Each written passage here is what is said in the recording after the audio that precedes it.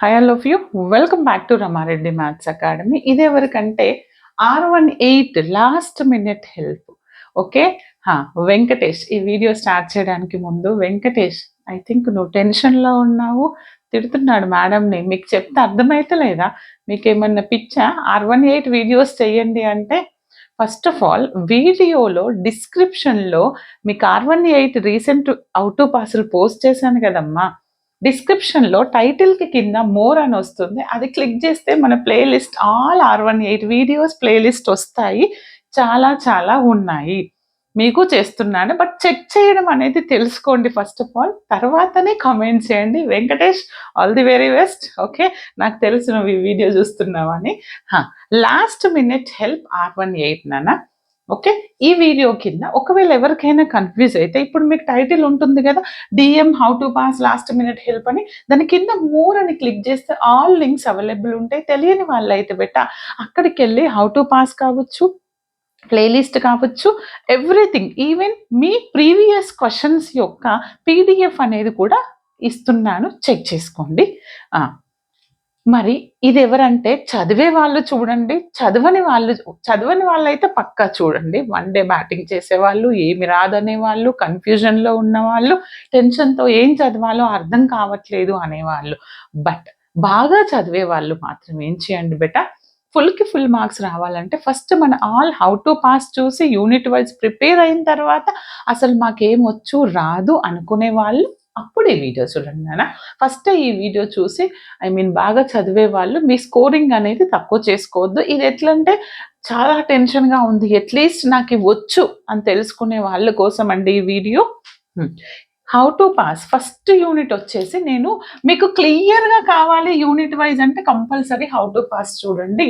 But damn sure question, మీ అదృష్టం ఏంటంటే February 2024 paper కూడా నేను అబ్జర్వ్ చేస్తే AML వాళ్ళకైతే ఏవి బిట్లేదు, ఏనే ఇచ్చారు supply అనేమో.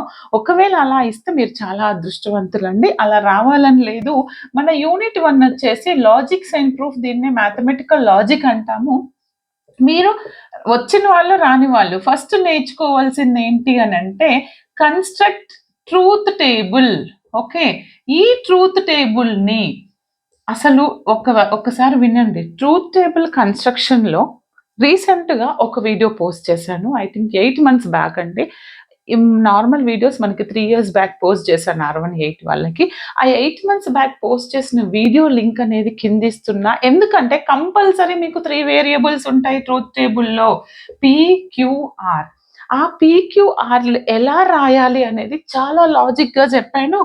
True false false, true true, true false false ఇలా తీసుకుంటాం, రైట్? ఇలా 2 types తీసుకున్న తర్వాత ఇది మనకి 2 వేరియబుల్స్కి ఇక్కడ 4 ట్రూలు రాయాలి, ఇక్కడ 4 ఫాల్స్ రావాలి. ఈ విధంగా రాయాల్సి ఉంటుంది. దీనికి లాజిక్ డాలర్స్ ఉన్నాయి అనుకుంటే కూడా ఎలా తీసుకోవాలనేసి చెప్పినాను నేను. ఓకే, మీరు ఆ వీడియో కూడా చూడండి, అప్పుడు క్లియర్గా ఉంటుంది. ఏం రాని వాళ్ళు కూడా నేను ఏదైతే ట్రూత్ టేబుల్ అని ఫస్ట్ ఇస్తానో ఆ వీడియో చూసిన వాళ్ళకైతే క్లియర్గా మీకు అర్థమవుతుంది. నేను ఎందుకు చూడమంటున్నాను తెలుసా బెట, ఈ వీడియో చూడడం వల్ల లాస్ట్ మినిట్లో ఓకే PQ ఇచ్చినప్పుడు మీరు చేస్తారు, అలా కాకుండా PQR ఇచ్చినప్పుడు ట్రూత్ టేబుల్ ఎలా కన్స్ట్రక్ట్ చేయాలనేది జస్ట్ చూస్తేనే అర్థమైపోయే విధంగా, రాని వాళ్ళకు కూడా వచ్చే విధంగా చెప్పినాను. అండ్ తర్వాత మరి P కండిషనలా, బై కండిషనలా, అండ్ ఇంకేంటిది మనకి కంజంక్షనల్, డిస్జంక్షనల్ రావాలంటే మన ప్లేలిస్ట్లో ఫన్నీ ఎగ్జాంపుల్స్ అని చెప్పాను, అవి చూస్తే చాలు. కళ్ళు మూసుకొని నిద్రలో అడిగినా మీరు ట్రూత్ టేబుల్ చేస్తారు, అంత క్లియర్గా ఉంది. That is all about construct truth table. Next damn sure అని అంటే లాజికల్ ఈక్వివలెన్స్.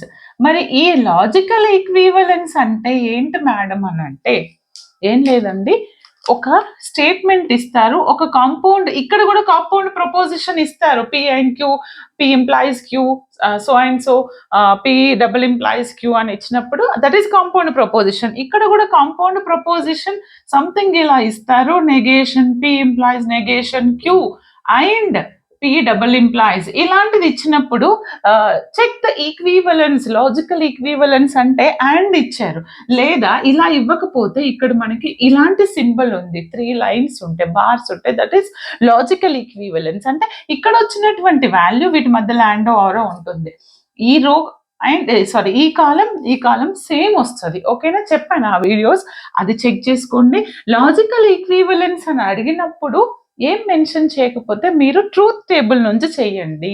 ఒకవేళ అలాంటి కాంపౌండ్ స్టేట్మెంట్ ఇచ్చేసి మీకు ఏమని విత్ లా ఆఫ్ లాజిక్ అని అడిగారు అనుకోండి, మన ప్లేలిస్ట్లో బ్లాక్ కలర్ ఇంట్రోతో నేను రీసెంట్గా పోస్ట్ చేశాను, ఫస్ట్ యూనిట్లో చెక్ చేసుకోండి, ఆ వీడియోస్ చూడండి. లా ఆఫ్ లాజిక్ చాలా క్లియర్గా ఉంది, కంపల్సరీ లా ఆఫ్ లాజిక్ కూడా చూడండి. ఇక్కడ వరకైతే నాకు తెలిసి మీకు 5 to 8 మార్క్స్ పక్కా వచ్చేస్తాయి లాంగ్ షార్ట్. ఇక్కడనే మీకు తెలిసి ఉండాలి కంజంక్షన్ ఏంటి, డిస్జంక్షన్ ఏంటి, కాంట్రడిక్షన్ ఏంటిది, టాటాలజీ ఏంటి. ఓకే, ఇంకా క్రిటికల్ ఇందులో ఏంటంటే మీకు టైం ఉంటే అవి చూడండి. ఇన్ఫరెన్సెస్ రూల్స్, వీటినే క్వాంటిఫైయర్స్ కావచ్చు, నెస్టెడ్ క్వాంటిఫైయర్స్ కావచ్చు, అండ్ ఇన్ఫరెన్సెస్ రూల్స్ నుంచి ఒక క్వశ్చన్ వస్తుంది. ఇది టఫ్ అనుకున్న వాళ్ళు ఇక్కడి వరకు చూసుకొని వెళ్ళండి బేటా. తర్వాత వచ్చేసి యూనిట్ నెంబర్ 2.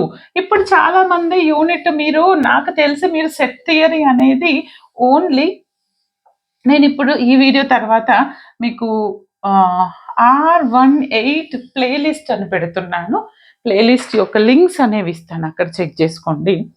చాలా మంది సెట్ థియరీలో R22 వాళ్ళది చూస్తున్నారు. కొంచెం ఛానల్ క్లిక్ చేసి ప్లేలిస్ట్కి వెళ్ళి స్క్రోల్ చేస్తే మీది R18 DM unit 2 set theory unit 2 R18 అని వస్తుంది, చూసుకోండి. అలా కూడా ఇక్కడ మీకు పక్కా వచ్చే క్వశ్చన్ ఏంటి అని అంటే ఈక్వివలెన్స్ రిలేషన్. ఇందాకది లాజికల్, ఇదేంటిది ఈక్వివలెన్స్ రిలేషన్ మీద మాడ్యులో థీరం ఉందండి, ఒకటి కన్స్ట్రక్ట్ మాడ్యులో థియరం ఉంది.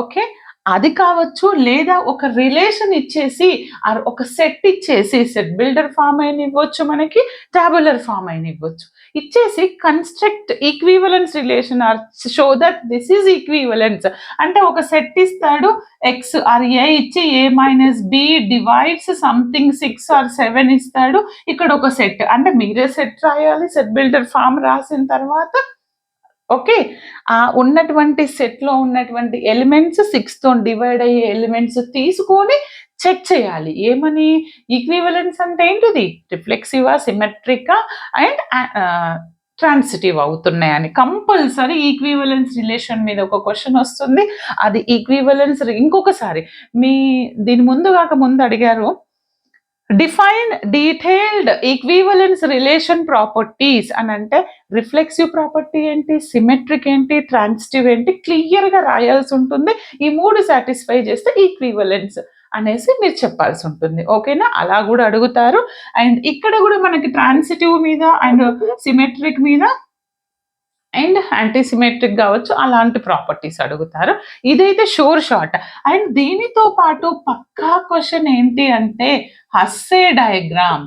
మరి ఈ హస్సే డయాగ్రామ్ మీద మీకు రిలేషన్ ఇచ్చేసి ఆర్ గివెన్ సెట్ పోసెట్ అవుతుంది, డ్రా ద హస్సే డయాగ్రామ్. పోసెట్ అంటే పార్షల్లీ ఆర్డర్డ్ సెట్ అయితే హస్సే డయాగ్రామ్ డ్రా చేయమనొచ్చు, లేదా ఒక రిలేషన్ ఇచ్చేసి పోసెట్ రాయమనవచ్చు, రిలేషన్ ఇచ్చి పోసెట్ రాసి ఈజ్ ఇట్ హస్సే డయాగ్రామ్ అని అడగొచ్చు. ఈ విధంగా అడుగుతారు. బట్ డామ్ షూర్ క్వశ్చన్ అండి హస్సే డయాగ్రామ్ మీద. ఓకే, అండ్ వీటితో పాటు మీరు డయాగ్రాఫ్ ఇచ్చినప్పుడు మ్యాట్రిక్స్ నోటేషన్ ఎలా రాస్తాము, ఓకే, మ్యాట్రిక్స్ నోటేషన్ ఎలా రాస్తాము, లేదా రిలేషన్ ఇచ్చినప్పుడు మ్యాట్రిక్స్ నోటేషన్ ఎలా రాస్తాము, ఈ డయాగ్రాఫ్ మీద ఉన్న థీరం ప్రాబ్లం కంపల్సరీ చూసుకోండి. ఇక్కడ వరకే నాకు తెలిసి మీకు 10 మార్క్స్ వచ్చేస్తాయి. బట్ పేపర్ కొంచెం టఫ్ ఉంది అని అనుకుంటే అప్పుడు మీకు ఇంకా నేను చెప్పే కొన్ని థీరమ్స్ చెప్పాను ఇందులో, మన ఇంట్రోస్లోనే ఉన్నాయండి. ఐ థింక్ మీకు R18 వాళ్ళకైతే 15-16 వీడియోస్ ఉన్నాయి బేటా. థియరమ్స్ ఆన్ సెట్ థియరీ అని ఉన్నాయి కొన్ని. R is reflexive, R is symmetric అయితే ఆర్ ఇన్వర్స్ సిమెట్రిక్ కావచ్చు. R and R inverse R transitive, then R intersection S is also. అలాంటి థియరమ్స్ అన్ని చూసుకోండి. ఒకటి థియరమ్స్ నుంచి రావచ్చు. రీసెంట్ గా అడిగారు F inverse of G inverse is equal to F of G whole inverse. దీని మీద నేను రీసెంట్ ప్రాబ్లం కూడా చెప్పాను, అది మీకు కూడా అర్థమైందా? మీకు కూడా కొంతమంది అయ్యో R22కి పోస్ట్ చేసింది అంటారు. ఇంట్రోలో చూడండి అమ్మా, R18 R22 అని 2 అని పెట్టాను. ఓకేనా? ఇది సెకండ్ యూనిట్. ఇక్కడికి మీరు పాస్ అయిపోవాలి, నో డౌట్ ఎట్ ఆల్. ఒక సెకండ్ పర్ఫెక్ట్ గా ఉన్నా కానీ ఫుల్ మార్క్స్ వస్తాయి. దీని తర్వాత థర్డ్ యూనిట్. టైం లేదు అన్న వాళ్ళు థర్డ్ యూనిట్ లో మీకు వస్తే గనక మీరు అల్గారిథమ్స్, కాంప్లెక్సిటీ అల్గారిథం మీద చూసుకోండి. అండ్ అల్గారిథం మీద ఒక క్వశ్చన్ రావచ్చు, బట్ చాలా మంది ఇది చేయలేకపోతారు, వదిలేయచ్చు. బట్ మ్యాథమెటికల్ ఇండక్షన్ మీద షార్ట్ ఒక క్వశ్చన్ వస్తుంది. అండ్ మ్యాథమెటికల్ ఇండక్షన్ లోనే స్ట్రాంగ్ ఇండక్షన్ ఉంది. మీకు తెలుసు మ్యాథమెటికల్ ఇండక్షన్ లో స్ట్రాంగ్ ఇండక్షన్ ఇవి 2 చాలా కవర్ చేశాను, అవి చెక్ చేసుకోండి బేట. అందులో నుంచి షూర్ ఒక క్వశ్చన్. అండ్ వెరీ ఇంపార్టెంట్, ఒకవేళ వస్తే ఫిబోనాకీస్ నెంబర్ ఆర్ ఫిబోనాకీ సీక్వెన్స్ మీద ఒక ప్రాబ్లం చేశాను, something n into something to the power అని. అది పక్కా చూసుకోండి ఫిబోనాకీ. ఓకే, ఇక్కడ వరకు థర్డ్ యూనిట్ ఫిబోనాకీ మీద. అండ్ నెక్స్ట్ వచ్చేసి ఇవి చూసుకుంటే సరిపోతుంది. Fourth unit. ఇక ఫోర్త్ యూనిట్ వచ్చేసి recurrence relations and probability techniques. అవునా? కంపల్సరీ మీకు రికరెన్స్ రిలేషన్లో first order, second order, third order నుంచి ఒక క్వశ్చన్ వస్తుంది. ఆర్ లేదు అని అంటే ఇందులోనే జనరేటింగ్ ఫంక్షన్ అని చేశాను, దాని మీద ఒక క్వశ్చన్ వస్తుంది. ఒక రిపీటెడ్ క్వశ్చన్ ఉంది, generating function it is divisible by 11 అని. ఓకే, అది నేను చెప్తాను, వీలైతే డిస్క్రిప్షన్లో ఇస్తాను. ఆ ప్రాబ్లం రిపీట్ అవ్వచ్చు. ఇక్కడ వరకు ఒకటి. ఇంకా ప్రాబబిలిటీకి వచ్చేసరికి మీరు బేస్ థీరం కంపల్సరీ నేర్చుకోండి, బేస్ థీరం మీద ప్రాబ్లం నేర్చుకోండి. అండ్ ఇంకా వీలైతే మనకి డిస్క్రీట్ ప్రాబబిలిటీ డిస్ట్రిబ్యూషన్లో మనకేంటిదంటే ప్రాబబిలిటీ డెన్సిటీ ఫంక్షన్ కనుక్కోమని నేను ఆల్రెడీ కాసంలో చెప్పాను. e⁻⁻x అనేది ఉన్నప్పుడు ఇక్కడ 0 అదర్వైజ్ అని మీన్ వేరియన్స్ ఎలా కనుక్కోవాలని ఆ ప్రాబ్లం కూడా చెక్ చేసుకోండి. ఓకే, ఇది మనకు వచ్చేసి ఫోర్త్ యూనిట్. మరి ఫిఫ్త్ యూనిట్ ఏంటి మేడం అని అంటే చెప్తాను. ఓకే, ఆ ఫిఫ్త్ యూనిట్ వచ్చేసి ఇంకా మేడం మీరు ఫిఫ్త్ యూనిట్లో మేము అన్ని చెప్తే చదవలేమన్న వాళ్ళు అట్లీస్ట్ కొన్ని చూసుకోండి. డీటెయిల్గా కావాలంటే మన how to pass graph theory. Graph థియరీలో మీరు పక్కా నేర్చుకోవాల్సింది మార్పిక్ గ్రాఫ్స్ అంటే ఏంటో నేర్చుకోండి బేట. మొన్నటిసారి మనకి క్రిష్కల్స్ అల్గారిథం ఇచ్చారు, అంటే మనకి మినిమం స్పానింగ్ ట్రీలో క్రిష్కల్స్ అల్గారిథం కావచ్చు, ప్రిమ్స్ అల్గారిథం కావచ్చు, ఒక క్వశ్చన్ వస్తుంది. ఇది రాలేదు అని అంటే కంపల్సరీ బిఎఫ్ఎస్ డిఎఫ్ఎస్ నుంచి ఒక క్వశ్చన్ వస్తుంది. ఇంకా కొంతమందికి అయితే అడిగారు, ఐ థింక్ ఇప్పుడు వాళ్ళు 4th ఇయర్ అయిపోయారు. డిఫైన్ ద ట్రీ ట్రావెసల్స్ టెక్నిక్స్ అని అడిగారు, దాని మీద నేను ఒక వీడియో పోస్ట్ చేస్తాను. ఓకే, ఈ విధంగా నేర్చుకోండి. వీటితో పాటు హామిల్టన్ అంటే ఏంటిది, యూలర్స్ అంటే ఏంటో మీకు తెలియాలి. The given graph is Hamilton and it is also Euler's, but Hamilton but not Euler's, neither Hamilton nor Euler's అనే క్వశ్చన్ ఉంది కదా. ష్యూర్ ఈ 3-4 కాన్సెప్ట్ల మీద అది రావచ్చు. అండ్ వీటితో పాటు హ్యాండ్ షేకింగ్ థియరం, దీన్ని నేనేమంటానంటే fundamental theorem of graph theory అని పెట్టాను, వాటి నేర్చుకోండి. యూలర్స్ మీద కూడా కొన్ని థియరమ్స్ చెప్పాను, ప్లేనార్ గ్రాఫ్ మీద కూడా థియరమ్స్ చెప్పాను, అవి పర్ఫెక్ట్గా ఉంటే సరిపోతుంది. ఇంకా కంపల్సరీ అని అంటే ఏంటంటే ఈ బిఎఫ్ఎస్ డిఎఫ్ఎస్ క్రిష్కల్స్ ప్రిమ్స్, ఇక్కడ మనకు డిజిక్స్ట్రాస్ అల్గారిథం కూడా ఉందండి. అండ్ ఐసోమార్పిజం, ఈ మూడిట్లో నుంచి ఒకటైతే పక్కా వస్తుంది, 2 కూడా రావచ్చు. అండ్ హామిల్టన్ యూలర్ నుంచి ఒకటి వస్తుంది. ఓకే, పర్ఫెక్ట్గా నేర్చుకోండి, ప్రతి ఒక్కరికి షేర్ చేయండి, లైక్ అనేది కంపల్సరీ. ఇంకొకటి రాసిన తర్వాత సపోజ్ మీకు సెకండ్లో ఏబి వచ్చు, ఏబి రాదు, ఇక్కడ థర్డ్ లో బి వచ్చు, సెకండ్ లో ఏ వచ్చు, మనోళ్ళు ఏం చేస్తారు, సెకండ్‌లో ఏ పర్ఫెక్ట్‌గా రాస్తారు. నాకు ఫుల్ మార్క్స్ రావాలని ఈ బిని తీసుకొచ్చి ఇక్కడ రాస్తారు. సపోజ్ మీ అదృష్టం బాలేక మీరు కరెక్ట్ క్వెషన్ ఏసినా ఈ ఏ అనేది తప్పు చేశారు. ఈ బి అనేది కరెక్ట్ చేసినా గూడా మీకు మార్కులనేవి రావు. ఎందుకని మీరు క్వెషన్ 2లో రాసారు. అలాంటి మిస్టేక్స్ అస్సలు చేయొద్దు. ఏ క్వెషన్ రాస్తే దాని నంబరింగే వేయండి. లాస్ట్ పేజ్‌లో గనక ఏవేవైతే మీరు అటెంప్ట్ చేయలేదో వాటి నంబర్స్ సపోజ్ 5A మీరు రాయలేదు. రాసేసి సొల్యూషన్ అని పెట్టి ఒక లైన్ రాసి వదిలేయండి.